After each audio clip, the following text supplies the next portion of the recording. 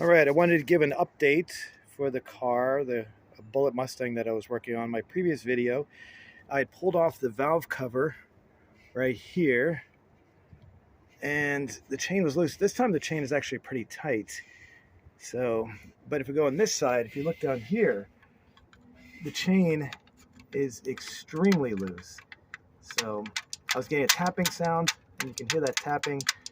I'm going to be replacing the whole chain and everything. So, but I think that's what was causing the tapping sound I was getting before. The phasers, they don't seem to be bad. They seem to be okay. Here's the other phaser over here. Looks okay.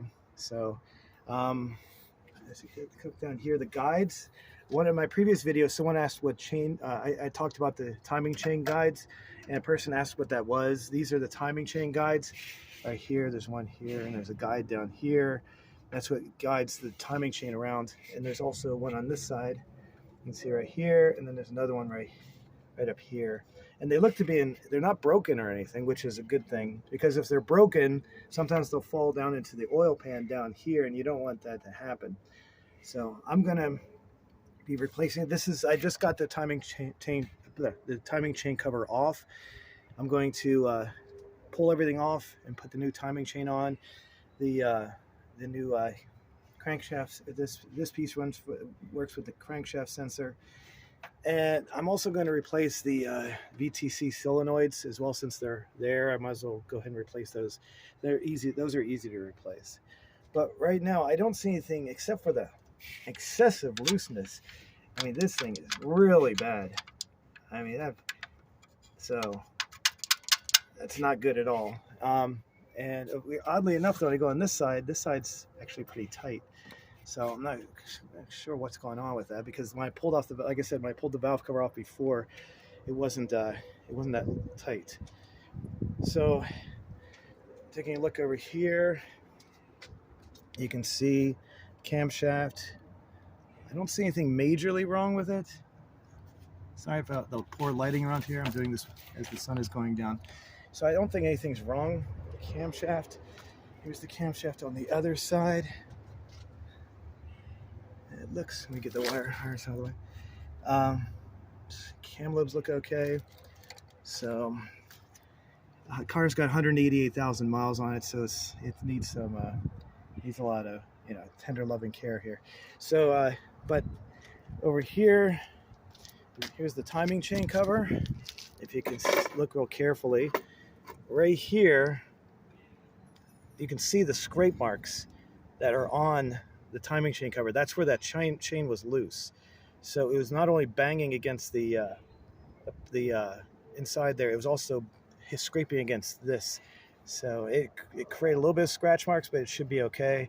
I don't think it's going to cause any major problems. I don't see anything other. The other side looks okay. I don't see any. There's a little bit of a wear mark right here, so I take that back. There's a little bit of a wear mark here, and a little bit one right there too. So nothing too bad, but the new timing chain should take care of that. This the front, bring that around.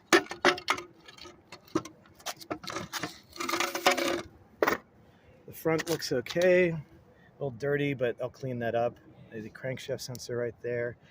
The camshaft sensors over there, and one on the other side. They think they're okay. I'm not going to replace those. I did do just so I wouldn't lose track of where the bolts were. When I pulled them out, I created this. It's a pegboard. Another person on YouTube had come up with this idea, so that when I put the bolts back onto the timing chain, I can put the bolts, because they're not exactly the same. So that way the bolts will go back on. As you can see, I pulled off. Here's the Bullitt number, the strut support tower, Bullitt number 3236. So I just pulled everything off, put it off to the side here. As far as the rest of the car, it looks like it's pretty much okay. Let me show you the new parts. I forgot about that.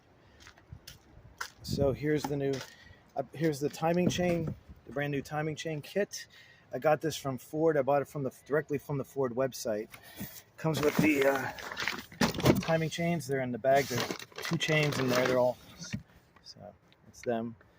The phasers are in these boxes. I'm not going to open them up yet. You can see it comes with a lot of small hardware, and the gasket is in there too for the time machine cover. The lower sprocket for the crankshaft sensor. I forget what this part is called exactly. And the new timing chain guides right here too.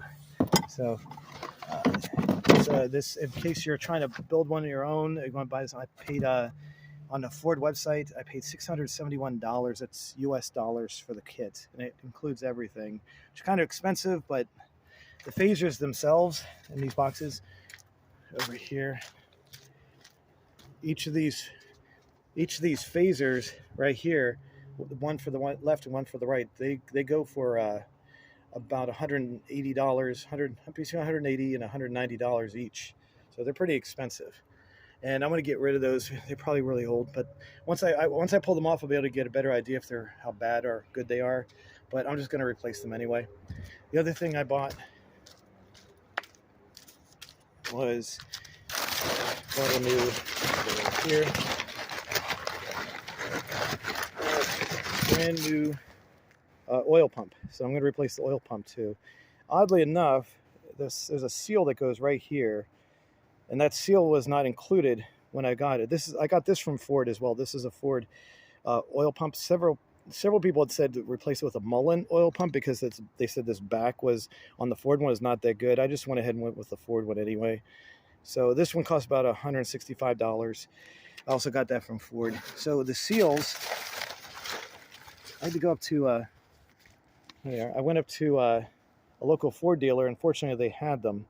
So, like I said, they weren't included with the oil pump, which is really weird. So I got 2 of them in case I'm going to do another car.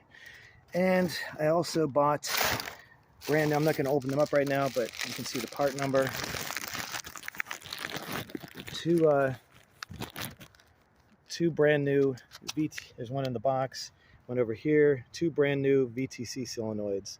And like I said, they're kind of pricey. These were like $67 each. So, but I figure since I have the car apart, I might as well have them off. I might as well just replace them anyway.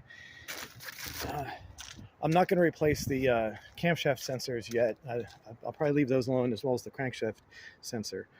But that's about it. I will try to make another. What I'm going to have to do is I'm going to have to pull the oil pump out. Once I get down there, the oil pump is right there. So it's not too hard to pull off. But right down here, if you look real carefully, you'll see there's this pickup tube, and I have to be very careful to pull that off. There's 2 bolts that point straight down, so I have to pull those out without dropping them into the oil pan. So that's a little tricky. I haven't done that yet.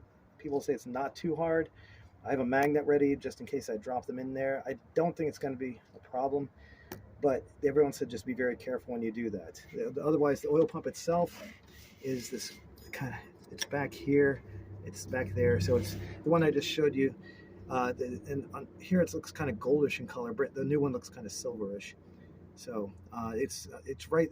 Otherwise it's pretty easy to replace. It's only held on by like 3 or 4 bolts. I don't remember the exact number, but that's about it. The one hard thing, power steering pump, that was kind of hard to pull off.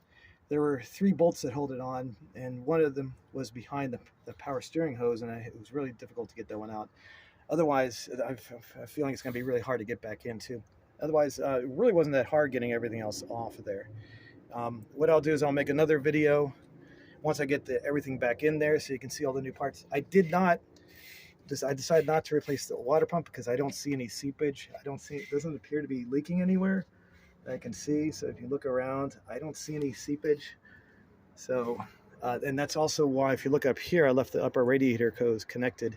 I watched some of the videos on YouTube where people disconnected it. I didn't see any reason, since I'm not going to replace the water pump. But if you're going to replace the water pump on your car, you would have to definitely want to remove that out of the way. But yeah, and the reason why is also because I recently cleaned I just put fresh coolant in the whole car about a week ago. So anyway, I will as soon as I get the new timing chain put on there, I'll try to make another video, maybe another few days or maybe a week, because it's getting ready to rain, so I don't know if I'm going to work on the car tomorrow or not. And thanks for watching.